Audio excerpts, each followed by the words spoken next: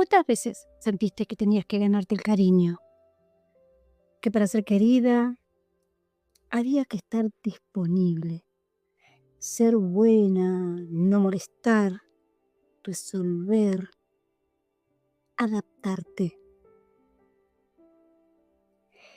Capaz ni te lo dijeron directamente, obvio, pero lo aprendiste igual. Aprendiste a leer el humor de los demás antes de preguntarte cómo estabas vos. Por ejemplo, cuando mamá estaba cansada o cuando papá llegaba del trabajo de mal humor o incluso cuando la tensión llenaba tu casa. Y de a poco, sin darte cuenta, te volviste experta en no generar ningún problema.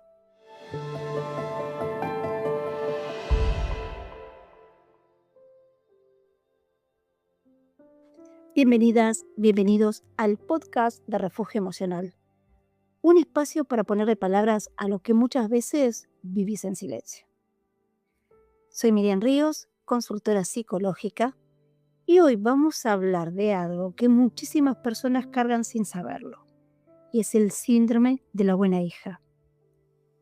Es el lugar donde aprendes a cuidar de todos, mientras vos vas quedando cada vez para después.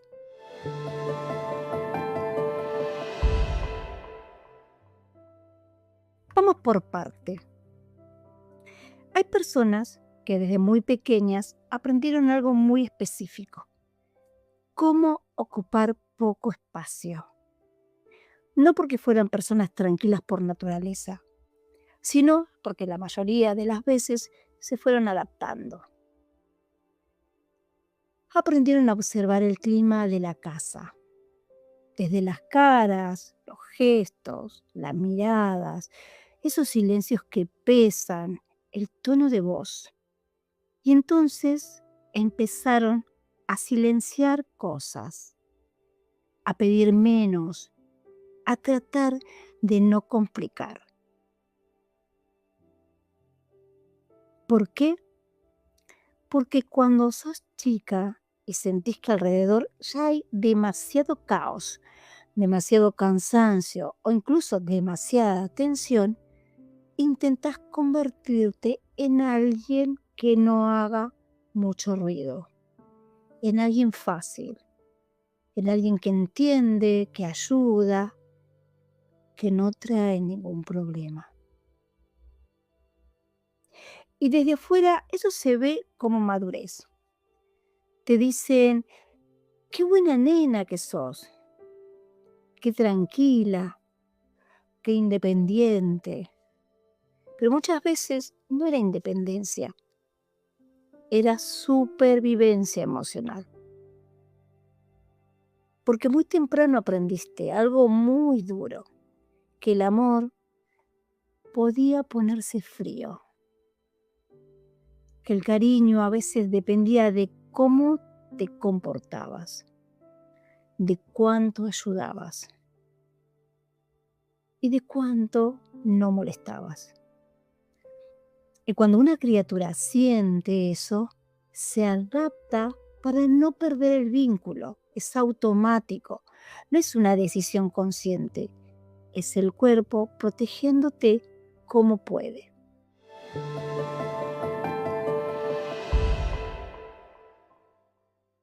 Esto que te cuento no es una teoría rara. En psicología del desarrollo lo llamamos apego ansioso. Y quiero que escuches con atención porque es la clave para entender por qué te pasa. El apego ansioso significa que una parte de vos aprendió muy temprano a estar hiperatenta al vínculo, a leer gestos, cambios de humor, silencios, porque sentías, aunque nadie te lo dijera, que el cariño podía cambiar, podía enfriarse, distanciarse y alejarse en cualquier momento. Entonces tu cerebro, que es muy eficiente, aprendió una regla implícita: acomodarme es más seguro que expresar lo que siento. Dicho más claro, tu cuerpo aprendió que callarte y adaptarte era la mejor manera de seguir siendo querida.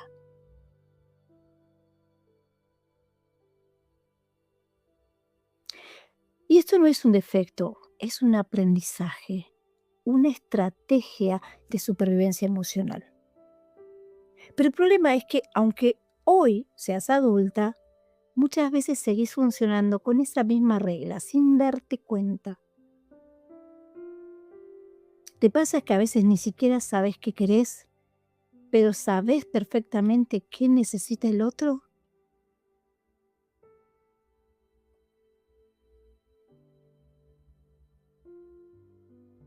¿Te das cuenta? Y al final terminas siendo esa persona que está para todo el mundo.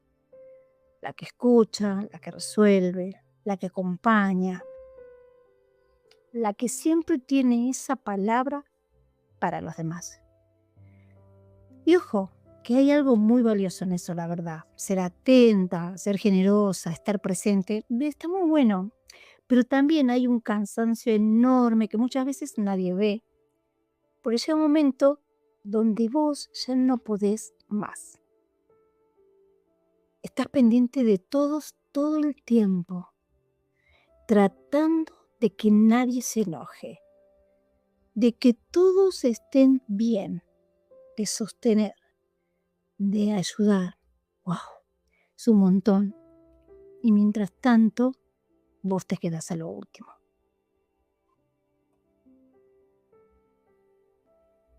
Y eso desgasta muchísimo. A veces ni siquiera te permitís registrarlo. Seguís funcionando, seguís haciendo cosas, pero el cuerpo comienza a hablar por vos. Y aparecen dolores de cabeza, insomnio, ansiedad, contractura o hasta bronca acumulada.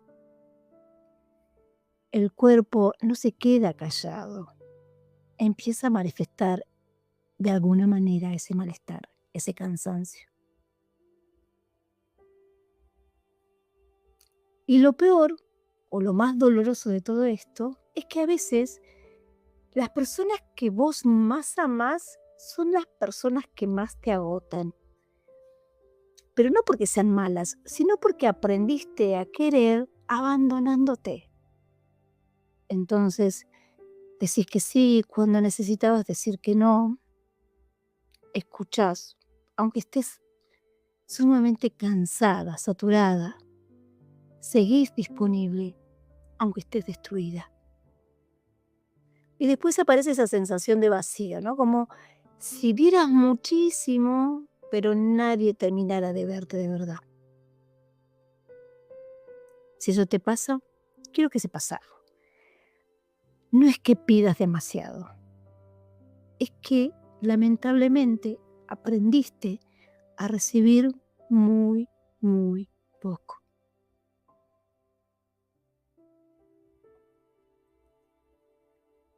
Y cuando por fin intentas elegirte un poquito, ¿qué pasa?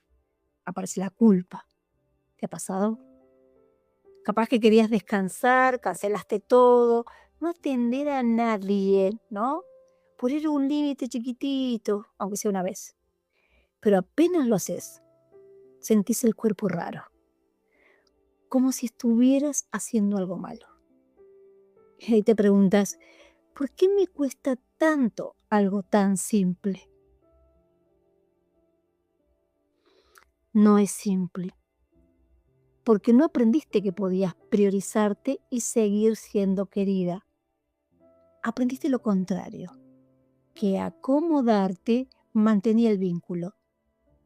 Por eso el no sale con culpa o con demasiadas explicaciones. No puedo porque tal cosa, perdón, es que tal otra, como si tu límite necesitase justificarse todo el tiempo.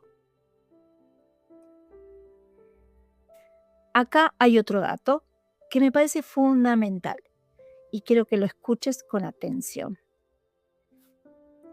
Estudios de neurociencia muestran que el cerebro registra el rechazo social en zonas muy parecidas a la que se registra el dolor físico. O sea, que cuando pones un límite, alguien se enoja o se distancia, entonces tu cerebro puede llegar a sentir eso como un golpe. No es exageración, no hay debilidad, es biología pura. Tu sistema emocional aprendió que decepcionar a alguien puede ser peligroso para el vínculo. Entonces, aunque racionalmente sepas que no hiciste nada malo, el cuerpo igual se activa. Con culpa, con ansiedad o con miedo a que el otro cambie con vos.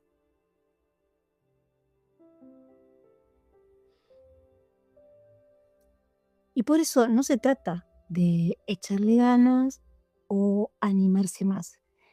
Se trata de reestrenar un sistema que aprendió una cosa cuando necesitaba protegerte y que hoy puede aprender otra.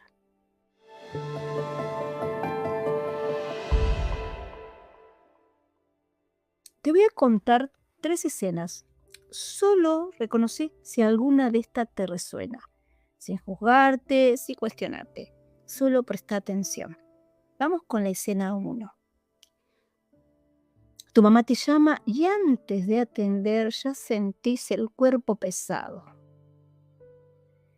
Porque sabes que probablemente termine descargándose emocionalmente con vos, con todos sus problemas, sus frustraciones, y vos ya estás cansada, pero atendés igual. Vamos con la escena 2. Sos la persona eficiente en el trabajo, la que resuelve todo, la confiable. Una parte de vos se siente súper orgullosa, pero otra parte piensa, ¿alguien me querrá igual si yo no pudiera resolver todo? Vamos con la escena 3. Sos la amiga que está siempre para los demás. Escucha durante horas, acompaña, está siempre. Pero cuando te pasa algo a vos, no sabes cómo pedir ayuda. Te cuesta muchísimo, porque aprendiste a ser necesaria, pero no aprendiste a no necesitar.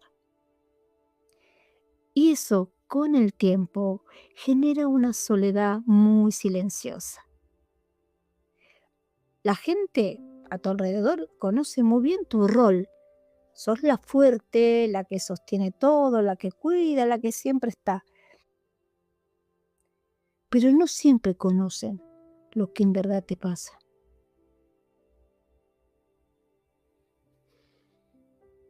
Y ahora quiero decirte algo importante. Todo esto que aprendiste, lo aprendiste para sobrevivir. No porque haya nada malo en vos. Tu cuerpo y tu mente hicieron lo que pudieron con las herramientas que tenían. Esa parte tuya que se adaptaba, que ayudaba, que trataba de no generar problemas, probablemente te protegió durante muchísimo tiempo. Sanar no es odiarte por haber funcionado así. Sanar es empezar a mostrar a tu cuerpo que hoy ya no necesitas desaparecer para que te quieran de verdad.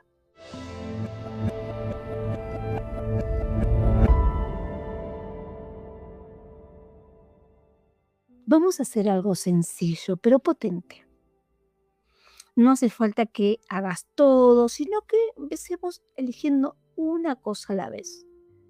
Después, si te sirve, vas sumando. ¿Te parece? Comencemos. Primero, empezá a preguntarte al menos una vez al día, ¿qué necesito yo ahora? Aunque al principio no sepas bien qué responder, hacete la pregunta igual. Ese simple gesto ya empieza a cambiar ese chip. Segundo, antes de responder automáticamente sí, frena un segundo y pregúntate, ¿realmente quiero hacer esto? No para culparte, solo para darte cuenta y registrarlo. Tercero, la culpa que aparece cuando descansas, obsérvala. Porque muchas veces no es una culpa propia, es una culpa aprendida, como si descansar fuera egoísta. Y la realidad es que no lo es. Descansar es una necesidad humana, al igual que comer, al igual que, no sé, tomar agua. Entonces, prestale atención, observa qué te dice. Cuarta, empezar con límites pequeñísimos. No hace falta que enfrentes la conversación más difícil de tu vida con ese tema pendiente. No, puedes empezar por responder más tarde o decir ahora no puedo, no justificarte tanto. Los límites se van entrenando. Entonces, así como un músculo, lo empezás a entrenar, el límite también. Anímate. Quinto, cada vez que aparezca culpa por cuidarte, repetí esto en voz baja, como si fuera un mantra. Si alguien se enoja con mi límite, no significa que mi límite esté mal. Porque muchas veces las personas se incomodan cuando dejas de funcionar como siempre funcionaste. Y eso no significa que estés haciendo algo malo, sino que significa que estaban acostumbradas a la versión tuya que siempre sería.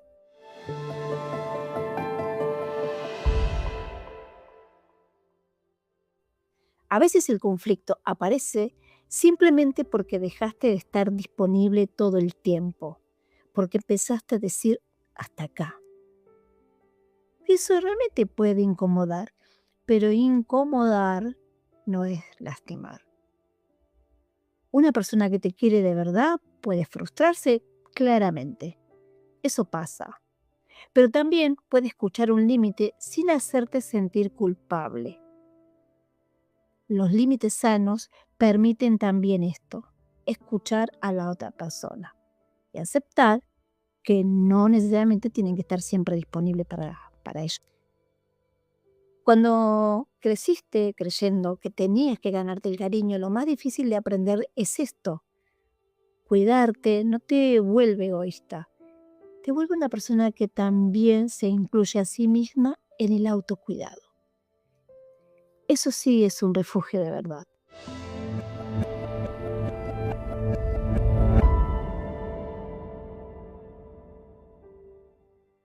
Si este episodio te movió algo por dentro, quiero dejarte 2 recursos que a mí me ayudan mucho. Primero va a ser un libro, Mujeres que corren con los lobos, de Clarissa Pinkola Estés. Habla de esas partes nuestras que aprendieron a callarse, a adaptarse, a desconectarse de sí mismas para sobrevivir. No es un libro de autoayuda fácil, pero sí es un espejo profundo del síndrome de la buena hija. Y si no te gusta leer, pero si te gustan las series, te recomiendo Maid, que está en Netflix, que muestra de una manera muy cruda y real el agotamiento emocional de sostener a otros mientras una se va rompiendo por dentro. A veces verse en una pantalla ayuda a decir, no soy la única, y la verdad es que no. Y en la página de Refugio Emocional voy a dejar un artículo sobre el apego y la regulación emocional, porque entender lo que nos pasa también ayuda a dejar de sentir que estamos rotas.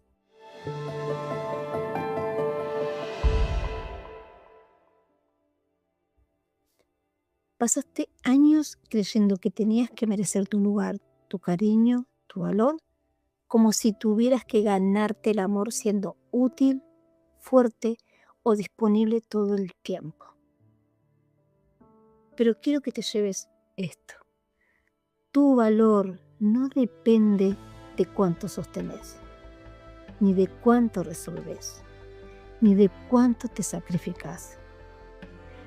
Vos ya valés, incluso cuando estás descansando, incluso cuando necesitas ayuda, incluso cuando no podés con todo.